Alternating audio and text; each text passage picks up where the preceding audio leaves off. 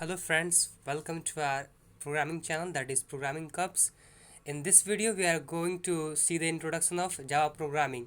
So I think many of you are interested to learn the Java language. So this is our first video of Java language. In this video we will see the introduction of Java language and the basic structural code for any program that we use to write in a Java. So let's get started. So the first line here, it is public class program.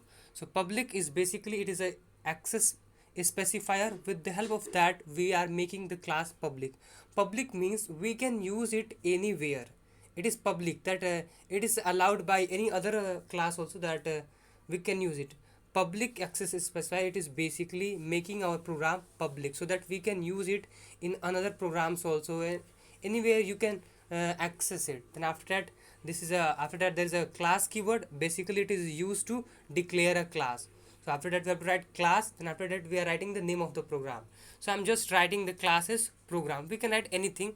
Suppose if I were writing code 1, we can write we can give any name, but we must follow the rules of naming the identifiers. So basically we have written here public class code 1, and we must be knowing that class is basically the blueprint for creating objects. Okay, class is the blueprint for creating object. It means that it is simply a structure. With the help of that we can create multiple uh, objects. So here we are just making the blueprint. As we have seen that before creating any building or designing any building, before the construction of any buildings, first the architecture used to design its maps on the sheet of paper. In the same way here also, in order to create the objects, first of all we have to declare, or we have to create its class or the prototype, so that how our object will look. Basically this our class tells or describes that the object that we are going to create, that how it will be looking, what type of functions it will have, what type of data or members or attributes it will be having. So I hope now you might have been clarified with the concepts of class, that class is a blueprint for creating objects. So now after that, here our class is starting. This is the entry point of the class. Here our class is starting with the curly brackets. And you must know that whenever we are starting any curly bracket, it always has an ending point also. At the last it will end also. In the next end we have again public static void main string args. So here also public, it is a access specifier. It is making our main method accessible from anywhere. Then after that there is a static keyword. It means that we can call this main function without creating it objects. So that's why we are writing this static keyword. After that we are having void. Void means no return type. Means generally functions are having the return type. They will return some values, but here our function is not returning anything, so we are just keeping it void. Then after that we have main. This is basically the name of our functions or the methods, and always the Java programs start with the main function. It is the entry point of a Java program. So main is the entry point, and you who used to call this function. So this main function is generally called by the operating system when we compile it and run the code.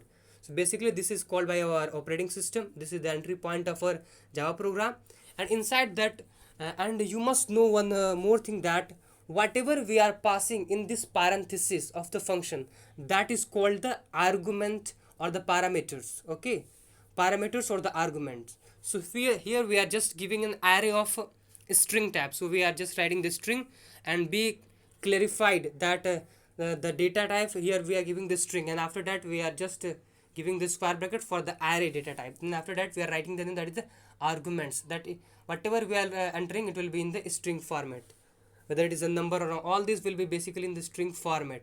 Okay, and one more thing I wanted to say, that this the first, if the first letter is capital, here string s is the capital, it is indicating that it is generally the name of a class. And always, or most probably, if a class is written, the first letter of the class is basically made as a capital, it's an indication.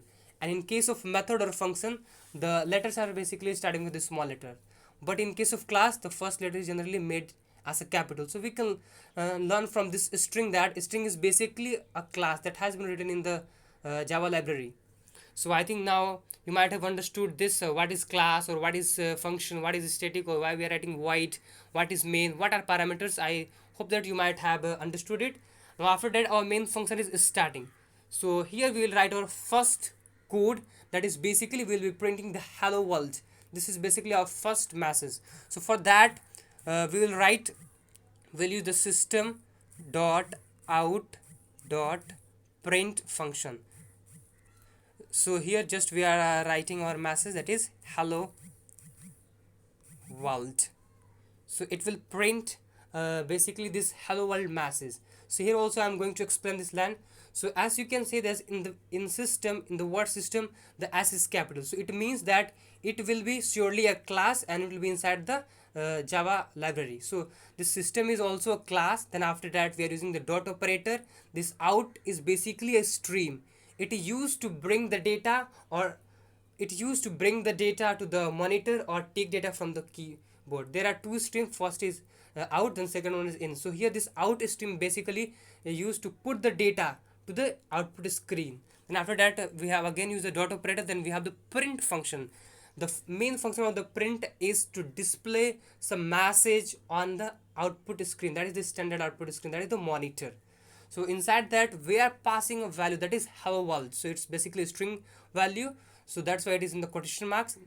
And always a statement ends with the semicolon. So here our statement is ending with the semicolon. So I hope that you might have understood this concepts of Java, basic intro and the basic structural codes, and some concept related to Java. You might have understood it very well. So let's run the code to see the output. So I'm just running the code and let's wait for the code. uh, so you can see that here we have got the output hello world. So I hope that you might have enjoyed the video. If you are enjoying it, so please like our videos, share it, and subscribe to our channel. So we'll meet in the next channel. Till then, bye bye, and enjoy learning.